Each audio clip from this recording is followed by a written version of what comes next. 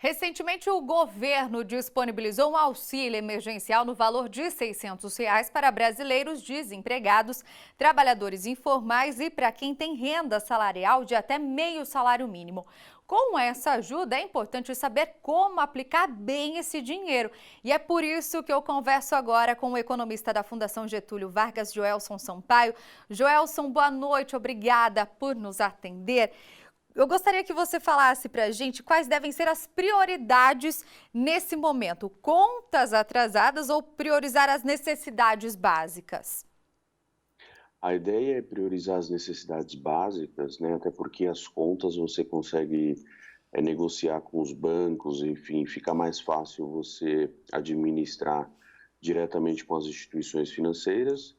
Agora, as contas básicas, elas são importantes porque são necessidades que as famílias têm, então a ideia é que elas consigam utilizar esse recurso, esse auxílio, para manter, enfim, suas necessidades essenciais, né? Então, a gente diria que sim, é importante elas focarem nas contas básicas do seu dia a dia, na necessidade de primeira ordem, e depois negociar com os bancos, enfim, estender a dívida, de alguma forma barganhar com as instituições financeiras algum prazo maior e até redução de taxa de juros. A gente fala em R$ 600. Esse valor é suficiente para o quê? Ele é um valor que pode ajudar principalmente na questão de alimentos, né? Eu acho que essa deve ser a primeira finalidade dele, ou seja, cesta básica, enfim, o que muitas famílias hoje já têm bastante escassez.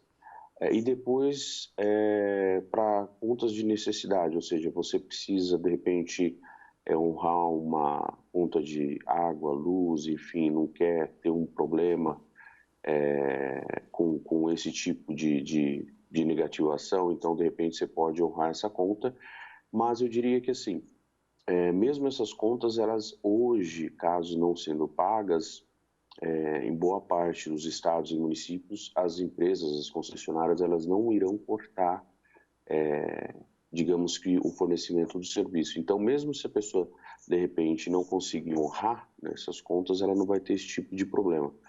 Mas eu diria que, em princípio, a parte de alimentos e depois essas contas. Aluguel, para quem precisa, também é uma conta importante. Provavelmente os R$ 600 ele não é o suficiente, mas ele pode contribuir, sim, em uma complementação para pagar um aluguel, por exemplo. E, Gelson, quem são os mais atingidos por essa crise? Certamente as pessoas de menor renda, porque quando a gente olha o mercado dos informais no Brasil, são as pessoas que têm menos seguridade social, são as pessoas que têm maior, digamos que, exposição à crise e menor renda também, né? Ou seja, essas pessoas são as mais afetadas. Então, a ajuda do governo, ela minimiza, mas certamente ela não resolve o problema dessas pessoas. A gente precisa, de alguma forma, achar alternativas e também retomar alguns canais da economia, como alguns países já estão estudando, para a gente não ficar por muito tempo, porque essas pessoas com uma ausência de renda, uma renda muito baixa, elas acabam sofrendo ainda mais. É só para dar um respiro, né? Uma ajuda mesmo, de fato. E, Joelson, quais são as perspectivas econômicas, principalmente para os trabalhadores informais? Então, esses trabalhadores são os que hoje foram diretamente penalizados, porque os informais, eles não têm a proteção de uma legislação trabalhista, geralmente eles não têm vínculo e eles dependem diretamente da economia circulando. Como a gente está no período onde a gente tem boa parte das atividades paralisadas ou sendo, digamos que, administradas no home office, essas pessoas acabam não tendo renda ou uma renda muito baixa. Então, para os informais, hoje, o cenário ele é muito complicado, ele é muito, digamos que, sensível, porque são pessoas que tinham uma renda e, de repente, essa renda desapareceu e hoje tem uma ajuda do governo para minimizar o impacto, mas a gente precisa, sim, pensar em alternativas para eles, porque certamente esse evento ele pode, digamos que, trazer danos muito negativos para uma classe grande de trabalhadores informais e até aumentar, né, a massa de pessoas que vão ficar desempregadas também, que hoje, por algum motivo, as empresas já estão tomando essas decisões de demiti-las.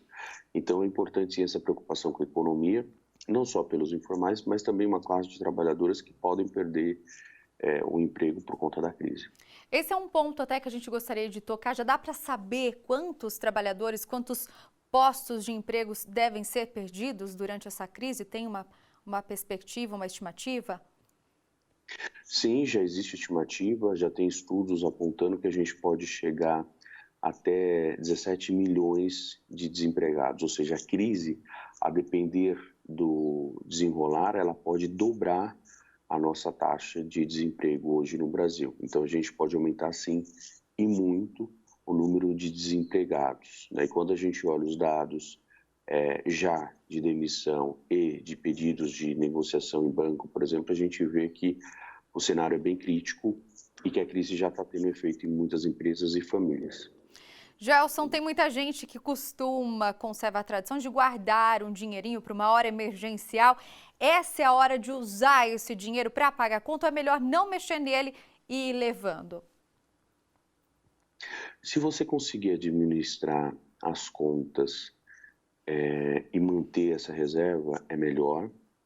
Então, se você consegue negociar, discutir com o banco uma suspensão da dívida ou alguma, digamos que, renegociação de juros, isso é bem-vindo. Não havendo essa possibilidade, ou seja, se a pessoa realmente precisar utilizar esse recurso, sim, eu acho que tem que ser utilizado, até porque quando você tem algum problema no nome, principalmente para as pessoas de menor renda, essa restrição do nome, ela pode custar muito para a pessoa, porque inviabiliza, por exemplo, novas fontes de crédito, inviabiliza outras compras a prazo, e isso acaba sendo ainda mais, digamos, crítico para as pessoas de menor renda. Então, um dos grandes ativos das famílias de menor renda é o nome. Então, a pessoa poder zelar, ela é sempre importante, recomendável, e nesse período tendo esse colchão de segurança, se ela puder manter, melhor, mas se ela precisar utilizar para manter o nome, é melhor e ainda mais seguro. Tá ótimo, Gelson. Obrigada pelas dicas, pelos esclarecimentos e também pela participação aqui com a gente. Até a próxima. Até a próxima.